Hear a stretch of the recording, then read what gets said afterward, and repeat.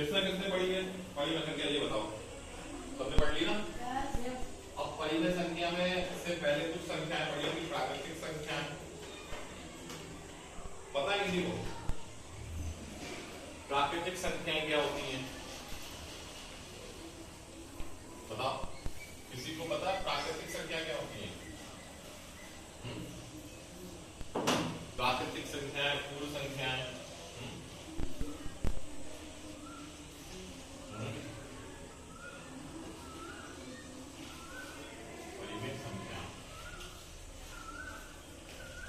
प्राकृतिक कौन सी होती है ये बताओ।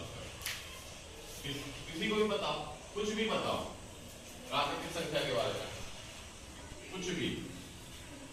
कि प्राकृतिक संख्या होती है, एक लिखा जाता है कहीं कहीं पूर्ण संख्या, पूर्ण संख्या, और एक लिखा जाता है पूर्णांक, और एक है भिन्न। जाके सूची मैडम को डालना जाओ। किस किस बच्चे ने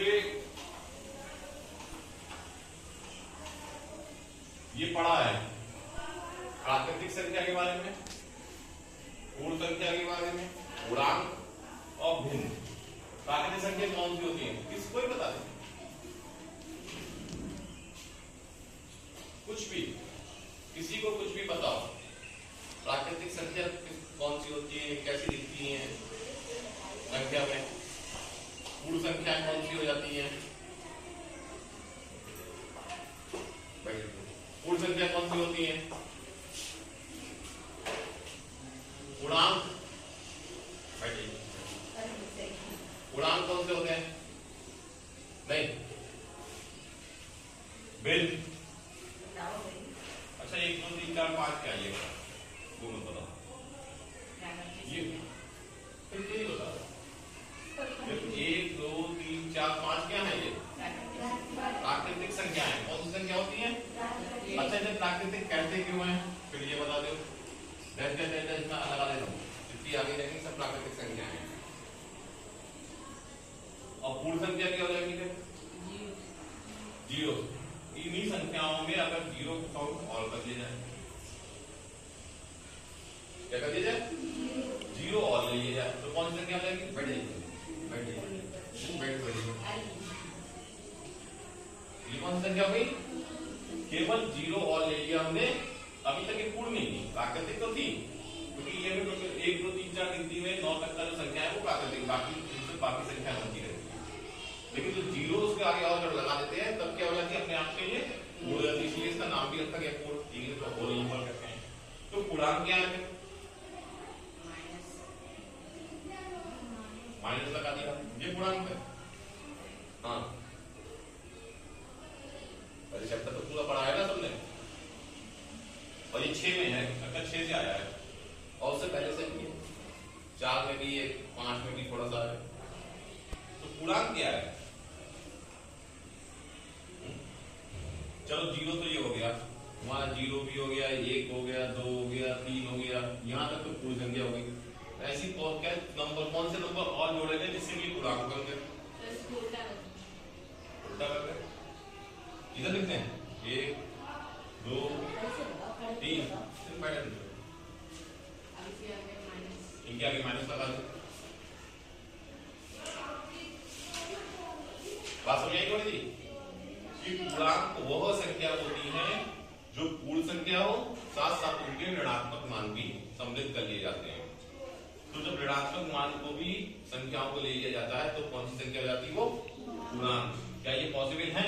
ये वाली संख्या है -1 लिख दिया, -1 -2, ये कहां मिल जाती है आपको? ये संख्या है, इनका कहीं जीवन में प्रयोग होता है? -1 -2 भाई, माइनस का मतलब क्या होगा? वो तो चलो समझ में आ गया, तुम्हारे पास 1 रुपया है या 2 रुपए है या 4 किताबें हैं, एक होता है। तो माइनस का क्या मतलब हुआ है?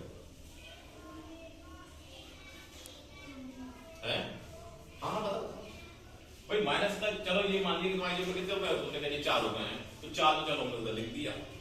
तुमने कहा 1 भी रुपया नहीं है, हमने 0 लिख दिया। हमका इसके बाद -1 रुपया है, तो कैसे बताएंगे -1 है? या इसके बाद -4 है तो कैसे बताएं? कैसे समझ में आया माइनस में है? इसका मतलब क्या हुआ? ये वाली संख्या माइनस में मत याद करो, इसका प्रयोग कहाँ होता है, कैसे होता है? हम कहते हैं हमारे पास -4 है तो इसका मतलब क्या हुआ? सर जब छोटी संख्या से बड़ी संख्या को घटा के अपन माइनस में, चलो वो बात अलग है, माइनस में आता है, लेकिन माइनस है क्या? ये है, मैंने कहा तुम्हारे पास -2 रुपए है, मैंने कह दिया भाई -2 रुपए। अच्छा तो ये 12 रुपए सर, तुम एक दुकान पे गए, कोई चीज एक कॉपी खरीदने गए, 12 रुपए कॉपी है, तुम्हारे पास पैसे कितने हैं? 10 रुपए लेके गए, तो इससे अगर सामान लेके ही आओगे तो तुम सामान 10 रुपए वाला जो 12 रुपए का सामान था 10 रुपए दिया, उससे 2 रुपए क्या कर गया है? उधार कर गया है ना, तो वो अपने खाते में वहां लिख लेता है उधार, ये तो लिख लेता है उधार कितना लिख लेता है वो 2 रुपए। जब अब तुम्हें उसको कितने देने हैं?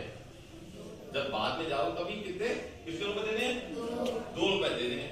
जब तुम 2 रुपए देके आते हो यहाँ और तुम तो देके आए 2 रुपए, तो वो 2 रुपए इधर काट देता है, कहता है अब तुम्हारा उधार खत्म हो गया, ये तो कहता है। लेकिन गणित की भाषा में जो उधार होता है वो क्या होता है? ऋणात्मक, मतलब आपके ऊपर 2 रुपए का ऋण है।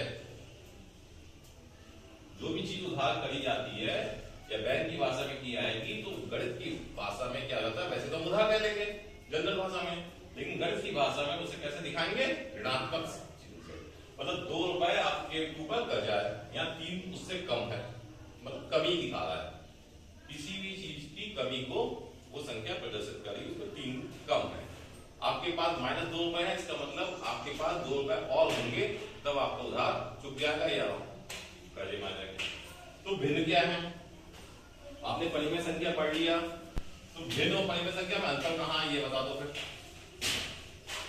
देखो पढ़ने से केवल फायदा नहीं होता कि आपने परिमेय संख्या पढ़ ली, परिमेय संख्या है क्या, भिन्न है क्या, ये पता होना चाहिए। अगर आपको ये पता नहीं है तो किताब में केवल पढ़ते रह जाओगे, जीवन में इसका प्रयोग नहीं कर पाओगे। तो भिन्न होती क्या है और भिन्न है क्या, पढ़ा है नहीं पढ़ा है? ये दोनों चीजें पढ़ी होंगी, जाने के जाने तो है। तो भिन्न क्या है, परिमेय संख्या क्या है, दोनों में कहीं अंतर है? क्या अंतर है बताओ अक्षर? अगर दोनों में अंतर है तो क्या अंतर है?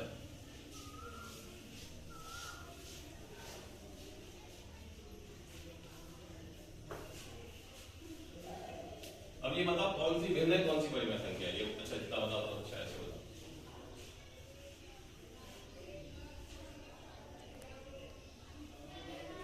मैंने यहाँ लिख दिया, एक भिन्न लिखा, एक परिमेय संख्या, परिमेय संख्या लिखा, एक भिन्न लिखा, मैंने 2 संख्या लिख दी,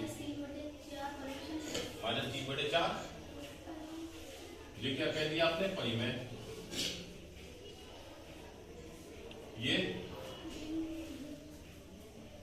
इसको कह दो भिन्न, ये तो कह दो भिन्न। तो दोनों में अंतर क्या होगा फिर? अच्छा ये बताओ क्या है? ठीक ठीक बताते रहो, बहुत बढ़िया। माइनस का चिन्ह लगा हुआ है, हाँ। और परिमेय संख्या की परिभाषा पढ़ी होगी। परिमेय संख्या वह संख्या होती है जिसमें किसी भी संख्या को p/q के रूप में लिखा जाता है, लिखा है p/q के रूप में लिखा जाता है, जहां p और q क्या है? क्या होते हैं? पूर्णांक। क्या होते हैं? पूर्णांक। पूर्णांक का मतलब जानते हैं ना क्या होगा? p की वैल्यू क्या हो सकती है? माइनस से लेके 0 भी हो सकती है और प्लस भी हो सकती है। तो यहाँ जो माइनस है ये -3/4 क्या होगा? परिमेय। 3/4 भी परिमेय संख्या होगी, 3/4 भी परिमेय संख्या है, -3/4 भी परिमेय संख्या है। भिन्न कौन सी है? भिन्न केवल ये होगी, ऋणात्मक कभी भी भिन्न नहीं हो सकती। जैसे आपने रोटी ली, इसके 4 भाग कर दिए, मैंने कहा ये वाला भाग बताओ कितना है? कितना है? 3/1। नहीं ये वाला मैंने जो प्राप्त की है इसको, कुल कितने भाग है?